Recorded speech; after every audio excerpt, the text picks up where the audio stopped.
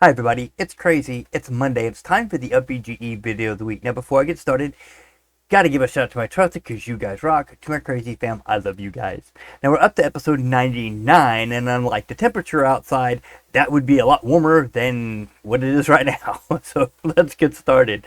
Okay, so last week we left off with, on page 9, with world properties. And we didn't have a file to work with, but I wanted to show y'all that it's actually different in the book than it actually is in the actual UPBGE and Blender engines. That it's different because they had changed things up from the time that this book was published. So bear with me. When it says world, you're going to think this little property right here, and it's not. It's actually the scene property. They had changed it over to that because, well, I don't know. I don't know why, but they did, because this way you can get all your physics in one spot. Okay, so this is what we're going to be talking about. It's not going to be in the world tab. It's going to be in the scene tab. Okay, so keep that in mind.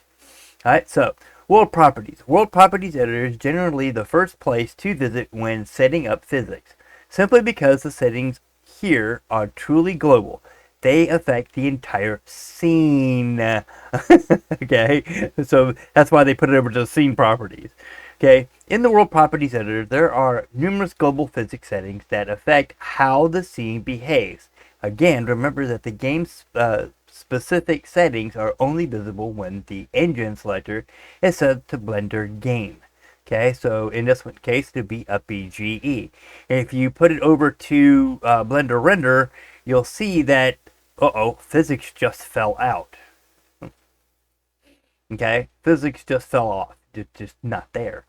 Okay, and then when you bring back the game engine, guess what? Oh, the physics are back. Okay, because in the Blender render, you don't need game physics. Okay, but the game you do, because you use bullet physics and so on and so forth. Okay, so keep that in mind whenever you're doing, and you know, sometimes people have their still set to where it loads up just Blender, and you come over here and you go, oh yeah, he said to look in the scene. I don't see no physics. There's no physics in here.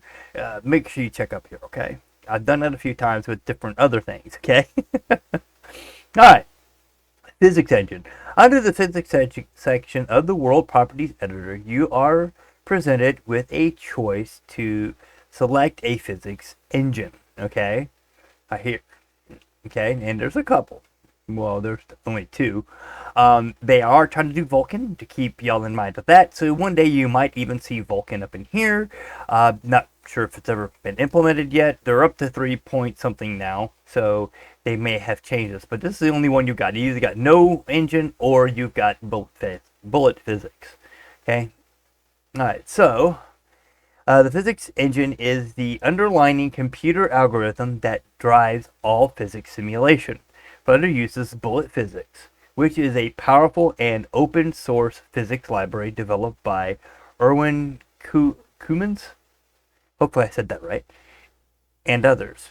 Not only is Bullet used in Blender, it is also used by other commercial games, as well as movie productions, and as part of the visual effects pipeline. Okay, when the engine selector is set to none, all physics calculations is disabled. Dynamic objects will not move when the force is applied, and collisions will not be detected. Most games will use some degree of physics, so keep physics turned on unless you are absolutely sure you do not need it. If you choose to disable physics, the majority of the features mentioned in the rest of this chapter will not work. Okay, so just leave the bullet physics on unless you feel that you don't want to have any physics at all in your game. Okay, any at all. I mean, no wind force, no collisions, no sticking to objects. Everything will just fall. Okay, then you click on none. Okay, that will basically literally just makes physics to where it doesn't work at all. Okay, but if you have bullet on, then you're good. Okay. Alright, so as you see, I'm going to switch over here so that way you can see it real quick. Oops, I pass it. Okay, it used to have it in the world properties. Okay, it used to be down right up underneath your miss physics, your miss settings. Okay, Right here was the original. Okay, it's not like that anymore. This is actually in your scene. Okay, so they changed it over to scene. Same stuff. Nothing really much different. You know, maybe a few other different things, but maybe, you know, some stuff that's really not that big of a deal. Okay?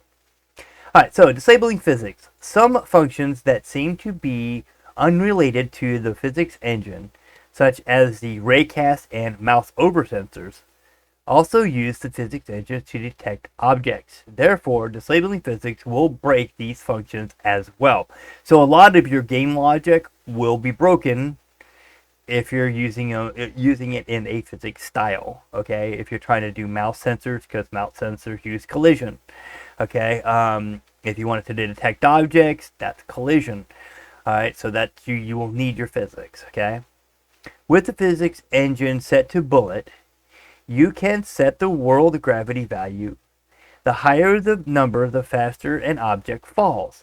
The default value of 9.8 corresponds to acceleration due to gravity on Earth.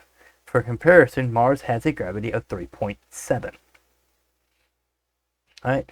World and scene gravity settings. There are two separate gravity settings in Blender. One in the world panel, or scenes panel, which controls gravity for the game physics. Okay, that would be, let me see, where's it at? Right there. Okay, your gravity.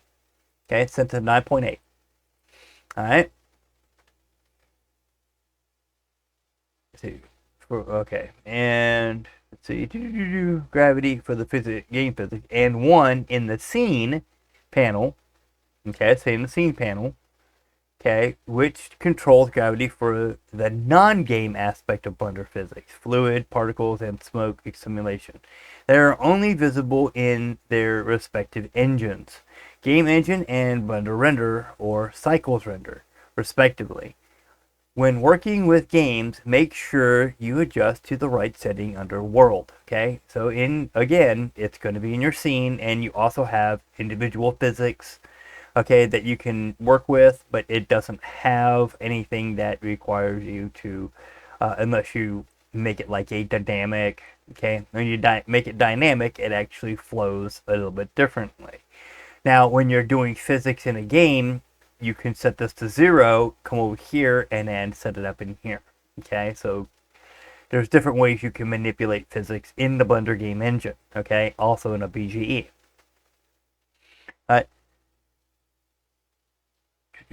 Cycles. Okay. When working with game engines, make sure you adjust the right settings under World. Okay, so if I put this on Blender Render, okay, you won't see a physics there, and you will not see a physics here as well. There is no physics because this is a newer version comparable to what they had. Okay, you would actually have to go with the physics, which is a different style of physics. So if you switch this from Blender Render to a BGE, you'll notice that the physics change here too. Okay, there's a lot of things that change. Hands-on world settings for multiple scenes. Let me see, where am I at? I'm almost at about 10 minutes. Okay, so we're going to go ahead and end it there. Alright, so the hands-on world settings for multiple scenes we'll do next week. I want to get y'all kind of slowly into this because I know a lot of y'all are cold and you're not going to be able to see a lot of this until after it warms back up because, hey, my computer didn't want to get warmed up either today. So, we'll go ahead and leave it there. That is page number 12. We'll leave it there for next week. Let me go ahead and switch back over to here. Page 12, hands-on world settings for multiple scenes next week. Until then.